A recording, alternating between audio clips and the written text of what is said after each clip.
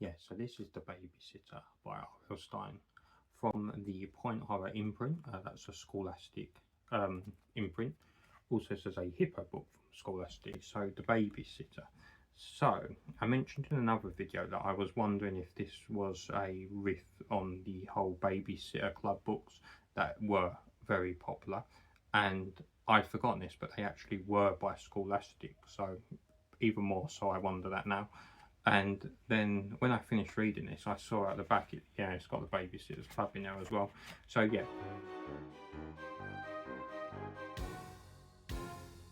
This character on the front, Jenny, she's a babysitter. She babysits for a boy called Donnie. So if you didn't know, this book's American because no one in the UK has ever been called Donnie. It's literally a name that you only have in America. Yeah, so she babysits for little Donnie. So his mum, no issues there. His dad, she's not kind of sure what's going on with. He seems very, very nervous, very, very prone to a temper, and all that kind of thing. But as the book goes on, you start to find out that this family, so Donnie, he had a little sister who died, and she died when a babysitter was looking after her. However, it wasn't the babysitter's fault at all. But yeah, it's obviously, understandably, it's caused the parents, particularly the dad, to be very nervous about having another babysitter, or so it seems. It's a very straightforward story, but it's told very well, and it keeps you reading to the end. Obviously, now I appreciate that this is a young adult book. I am taking that into account, but to be honest, I read young adult books anyway. So the thing with young adult books, they can be sometimes some of the most complex books, and also something being young adult does not mean it's going to be very light, and that there's not going to be any horror to it, because some of the most disturbing stuff I have read has been in young adult books. Young adult books often tackle very dark themes. They may be particularly going for a younger audience, but they don't talk down to the audience. And yeah, young adult books can be very enjoyable for many reasons for adults too. So yeah, Jenny is getting threatening phone calls whilst doing her babysitting. She's even had a threatening note that was put into her bag. There have been attacks, like someone who's going around attacking babysitters. Yeah, and obviously that's not filling Jenny with lots of excitement. Yeah, so it's like, who is this person?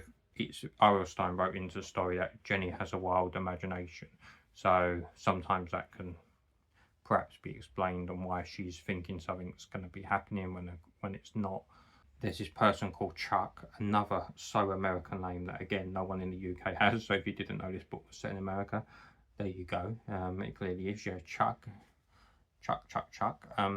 Yeah, so Chuck is Jenny's like love interest for this book. But is he up to no good? Is he the one leaving the threatening calls? It's a very easy to read, but I don't mean that in a bad way, book.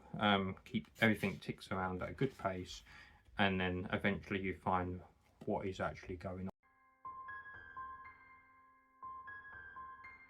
It does turn out to be Donnie's dad.